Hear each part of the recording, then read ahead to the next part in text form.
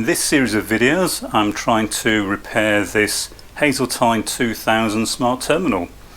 As in most of my videos, I'm trying to give you the experience and the feel of going through a repair and partial restoration of a machine like this. And this dates back to the very early 1970s, maybe even late 1969 in terms of its design.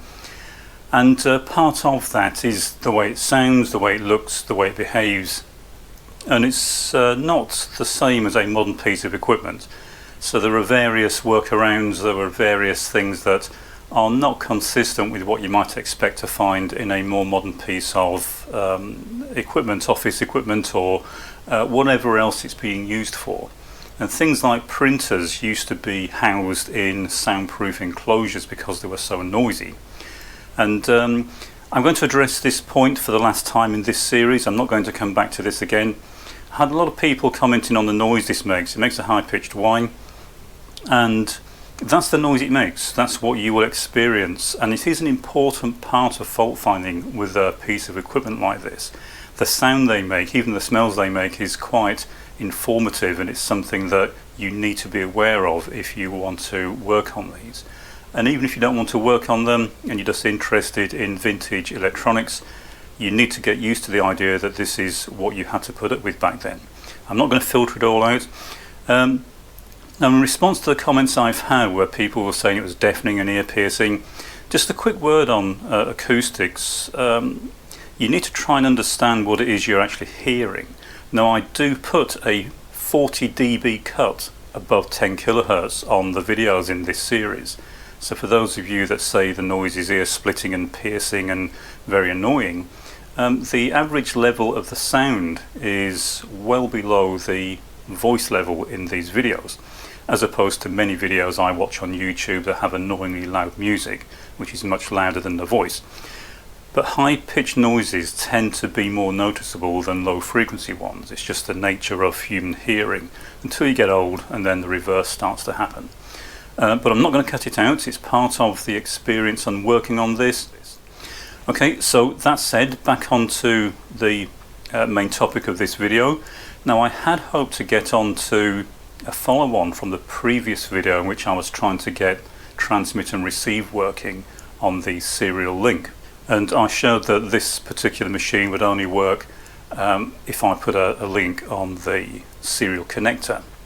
And that got it working in terms of it receiving data, but it still wouldn't work correctly in all modes. And I started digging around inside and found that this has actually been modified. The several wires in the wiring loom had been cut, and it may well be it was part of a process controller or something, and the system operators didn't want the users to mess with the forms that were being presented to the users or something like that. But for whatever reason, it had been modified. I have two of these. The other one came from the same source, I believe, and that's been modified in a very similar way. It's not quite the same, but very similar, and I'll be returning them both back to their original spec. That's what I'd intended to do in this video, but unfortunately, as part of the fault finding tracing process, I powered this up, and I had a blank screen apart from the cursor.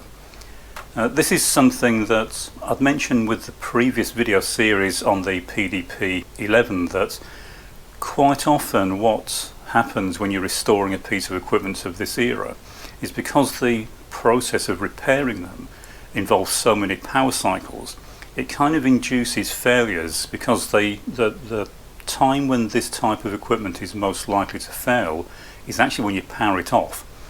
And there are various reasons for that, mostly because of the nature and architecture of the electronic systems in them. They really don't like power up, power down cycles, and in particular they don't like power down cycles. You may have noticed on the bench transformer I had it set to 220 volts rather than the 250 this is actually configured for. And the reason for that is it's a lot kinder on the various protection circuits. So normally when you get a blank screen on this but there's a cursor, it indicates a memory fault. I was fairly confident all the memory chips wouldn't have failed at the same time. It is possible, but it seemed unlikely. So it was far more likely we'd lost one of the memory card specific voltages. and had a look around, and sure enough there is no minus 12 volts. I'll just power this up. Multimeter's clipped onto the minus 12 volt and ground. I've removed the memory card.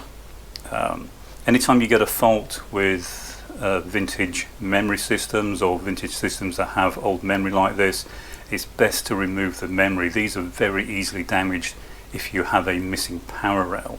And the reason for that is internally they have a kind of totem pole architecture, and the various voltages that are applied to them are there to allow each of those totem pole stages to switch properly. And so if you lose one of these supplies, it's very easy to have current flowing the wrong way through various gates within them, and that will destroy them. So I'll remove that. The rest of the cards that are in there should be okay, but I don't want to run this too long. I don't want to do any more damage if there's a short on the rail, for example. But I'll just power this up. You can see we're getting about minus 0.8 volts as opposed to minus 12 volts. So almost certainly it's a problem with the regulator card. It's unlikely the transformer's failed. I've had a quick look and the fuse is still there. That's why we're getting a slight voltage. It looks more like the protection system has gone short. So on systems like this, what you normally have is each of the various supply voltages has reverse protection in the form of a diode across it, and that's to make sure that, for example, the minus 12 volt rail can't be forced positive, because that can do a lot of damage to the memory but also to the regulator itself. So we'll start by looking at that, see if we can figure out what's going on, and hopefully get the power supply back up and running, get something back on the screen.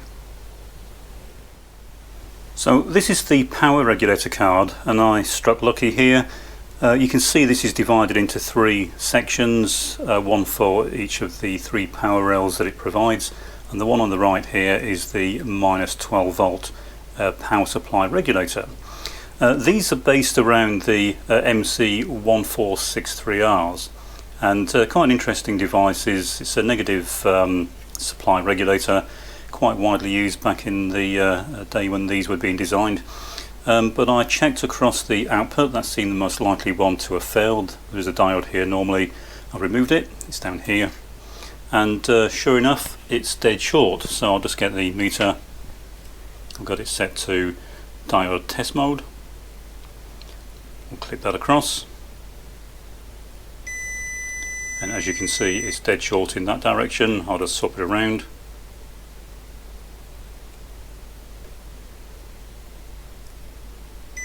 And it's dead short in that direction. If we take a new one and test that, you see how they should appear. So when we test them in one direction, we should get the normal diode voltage drop, and when we test in the other direction, we should get it shown in open circuit. So I'll get this fitted to the board, we'll plug it back in and see if that restores our 12 volt rail. I've got the card plugged back in, so I'll power this up and we'll see if we're getting our minus 12 volt rail back. And indeed we are now getting minus 12.7 volts.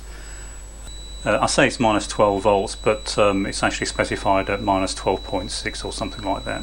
So I'll get the memory plug back in and we'll see if it's restored our display. Just before I do that, I'll move the camera across so you can see what's on the display. So hopefully you can see all that's on the display is the cursor.